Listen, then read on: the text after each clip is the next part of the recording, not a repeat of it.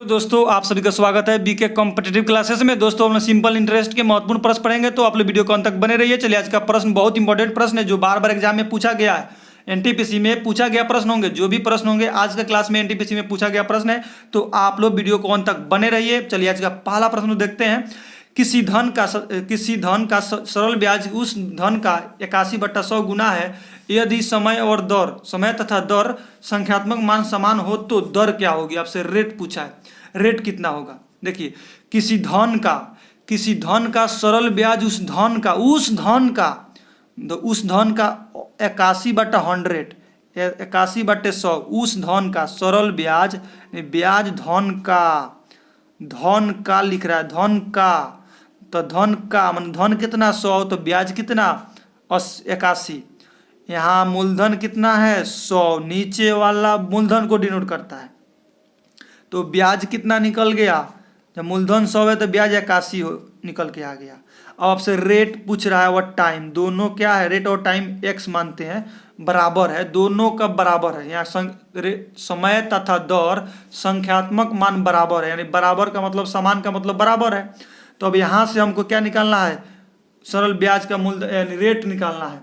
उसे रेट कितना होता है, रेट बराबर फॉर्मूला होता है 100 गुने ब्याज बट्टे में कितना, रेट इंटू मूलधन, माने समय इंटू मूलधन।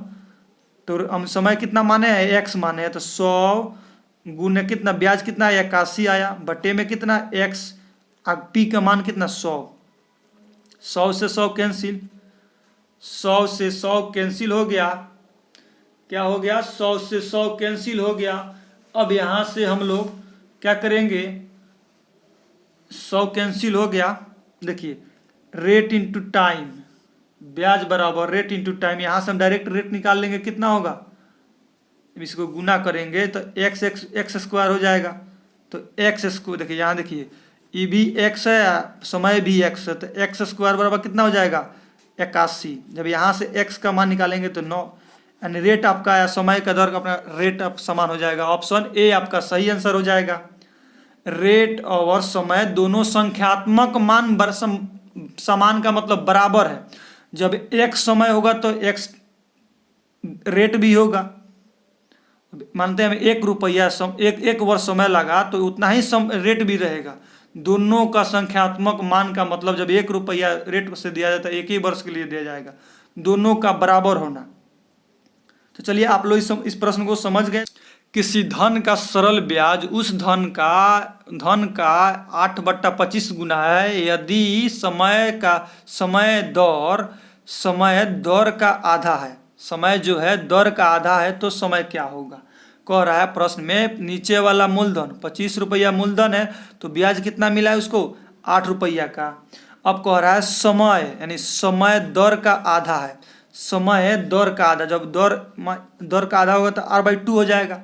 समय जो है दर का आधा है, r/2 समय हो जाएगा। दर का आधा का मतलब जब उसको 2 रुपया आर होगा तो 1 वर्ष समय होगा, उसका आधा 1 रुपया हुआ, सिंपल ही बात। तो रेट का आधा समय है, रेट का आधा समय है। जब हम रेट को आर माने हैं, रेट को क्या माने हैं, आर माने हैं, तो उसका आधा समय है। तो रेट को हम आर माने हैं तो आधा समय है। तो यहाँ से हम डायरेक्ट इसका फॉर्मूला लगाएंगे, ब्याज बराबर होगा मूलधन 100 गुने ब्याज, 100 गुने SI बराबर होता है मूलधन गुने रेट गुने समय, बट्टे में क्या होगा 100। इस फॉर्मूला को लगाएंगे, आंसर हम यहाँ से निकाल लेंगे। अब देखो, इसका मान रखेंगे, कितना होगा, ब्याज कितना है, ब्याज कितना हमको मिला है 25, 8 रुपया ब्याज मिला है, मूलधन 25 है, समय कितना है, रेट कितना है बड़का आर गुने r/2 बट्टे में कितना 100, तो 2 भी नीचे चला जाएगा, दूना में 200।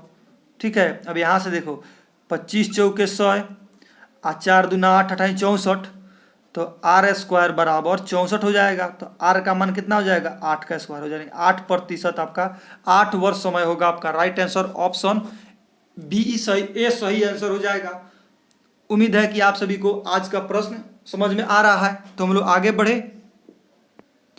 चलिए, अगला प्रश्न है, किसी धन का सरल ब्याज उस धन का कितना है 12/25 गुना है यदि समय दर का 3 गुना है, समय क्या है, दर का 3 गुना है, तो समय क्या होगी।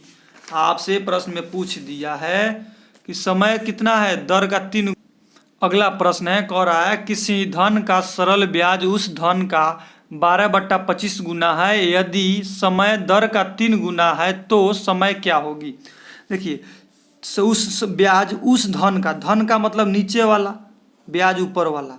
धन का मूलधन कितना हो गया 25, तो ब्याज कितना हो गया 12। अब कह रहा है यदि समय उस धन का 3 गुना है, समय जो है धन का दर का 3 गुना है, समय दर का 3 गुना है, आर का समय कितना है 3 गुना है आर का, यानी दर का 3 गुना है समय, टी बराबर 3R। 3 गुना मतलब समय का 3 गुना है, रेट का 3 गुना समय है, तो आर हम बढ़कर आर माने हैं, आर बराबर आर, कैपिटल आर हो जाएगा। अब यहाँ से हम डायरेक्ट ब्याज का फॉर्मूला लगाएंगे। ब्याज बराबर क्या होगा, मूलधन गुने रेट गुने समय बट्टे में 100।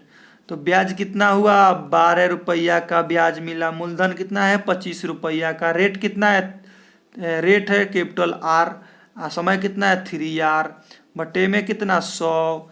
अब यहाँ से 25 चौके 100, अब 12 चौके 48, 48 बराबर कितना 3R स्क्वायर। आर स्क्वायर यहाँ से 3 से कटेगा तो कितना 16 3 48, 16 बराबर आर स्क्वायर, तो आर स्क्वायर हटाएंगे तो रूट चढ़ जाएगा 16 पर।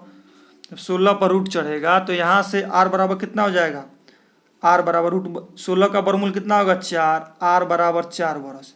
रेट आपको निकल गया 4 बरस। आपको आ रहा है समय पूछा आपसे, समय कितना गुना है 3 गुना है, तो समय बराबर 3 गुना आर के, तो आर का 3 गुना, तो आर का मान कितना है 4%, यहाँ से तो 12 बरस का समय लगेगा। आपका राइट आंसर ऑप्शन ए आपका सही आंसर हो जाएगा।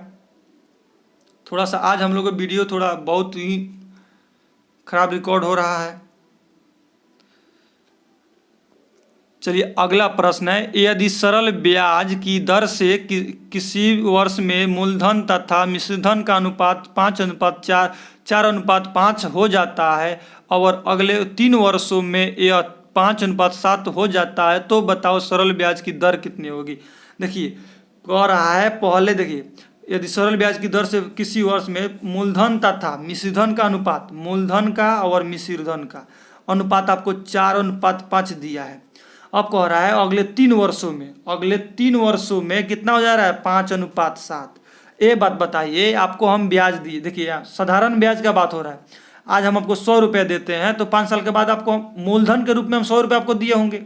मूलधन में कोई चेंजिंग नहीं होता साधारण ब्याज में, मिश्रधन में चेंजिंग होता है, हर एक साल पर बढ़ता है।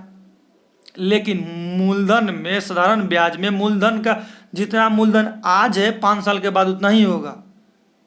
हाँ, मिश्रधन घटेगा बढ़ेगा ये मान सकते, मूलधन तो बराबर ही रहेगा, कितना भी साल दे दो उतना ही रहेगा। तो यहाँ देखिए 4 है, यहाँ 5 है, तो इस मूलधन को हम लोग क्या करेंगे बराबर करेंगे। तो जब बराबर करेंगे तो इसको 5 से ऊपर गुना करेंगे, नीचे 4 से गुना करेंगे, तो कितना हो जाएगा 5 चौका 20, अब 5 × 25, तो 5 चौका 20, अब 7 चौके 28। देखिए मिश्रधन पहले मिला था 25 रुपया, अब मिल रहा है कितना 28 रुपया। 3 वर्षों में कितना मिश्रधन मिला, कितना ब्याज मिला, 3 वर्षों में कितना ब्याज मिला हमको 3 का ब्याज मिला। 3 वर्षों में 3 का ब्याज हमको मिला है। 3 वर्षों में क्या मिला है हमको 3 का ब्याज मिला है। तो हमको रेट निकालना है, यहाँ से दर बराबर क्या होता है 100 गुने मूलधन, 100 गुने ब्याज, 100 गुने ब्याज, ब्याज कितना है 3 है, बटे में कितना मूलधन, मूलधन कितना है 20 रुपया, गुने कितना, अब देखिए समय कितना दिया है 3 वर्ष का समय है, तो 3 से गुना कर लेंगे, तो 3 से 3 गया 20 × 25 100, यानी 5% रेट से आपका राइट आंसर ऑप्शन ए आपका सही आंसर हो जाएगा। उम्मीद है कि आज का क्लास आप सभी मित्रों का समझ में आया है। अगर आप चैनल पर पहली बार जुड़ रहे हैं तो चैनल को सब्सक्राइब कर लें और बेल आइकन को प्रेस कर लें, ताकि कोई भी वीडियो अपलोड हो उसमें आपको जल्द से जल्द मिलेगा। और अपने साथियों को ज़्यादा से ज़्यादा शेयर कीजिए। Thank you, I love you.